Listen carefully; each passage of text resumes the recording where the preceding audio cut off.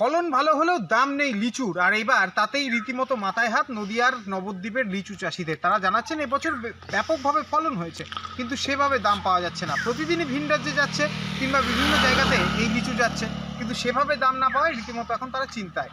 আর সব থেকে বড় বিষয় সামনে হচ্ছে জামাই ষষ্ঠীর বাজার। সেক্ষেত্রে লিচু এবছর বেশি হলেও সেরকম যেহেতু দাম নেই, তাই বাজার সেরকম হয়তো ভালো নাও হতে পারে। আর সব থেকে বড় বিষয় জিনিসপত্রের অর্থাৎ গাড়ি ভাড়া থেকে শুরু করে তেলের দাম বাড়া, বিশেষ করে তাতে করে বিভিন্ন রাজ্যে যেভাবে লিচু যাচ্ছে, সেক্ষেত্রে তারা আশা অর্থাৎ যেটা ভেবেছিলেন যে এবছরে লাভ হবে সেরকম দেখছেন না। সুতরাং বলা যেতেই পারে জামাই ষষ্ঠীর আগে রীতিমতো মন্দা লিচুর বাজার, কিন্তু ফলন হলেও হচ্ছে না বিক্রি। এবছর আমাদের 25-30 বিঘা মতো লিচু চাষ হয়েছে। কি অবস্থা এখন? অবস্থা বাজার নেই, ফলন মোটামুটি ছিল, তা বাজার নেই, সব এখন অবিক্রি হয়ে গেছে। প্রচন্ড পরিশ্রম দিতে হয় লিচুর পিছনে। পরিশ্রম বলতে এখন এই অবস্থায় কিভাবে আছি দেখতেই পাচ্ছেন, আর সকাল থেকে আমাদের রাত পর্যন্ত এইভাবেই চলে।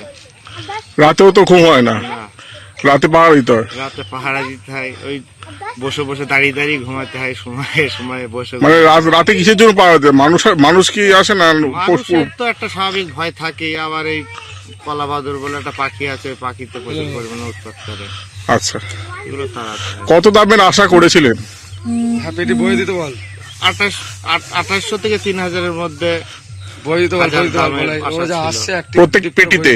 পেটিতে না, এটা হাজারে, 500-তে পেটি হয়। হাজার।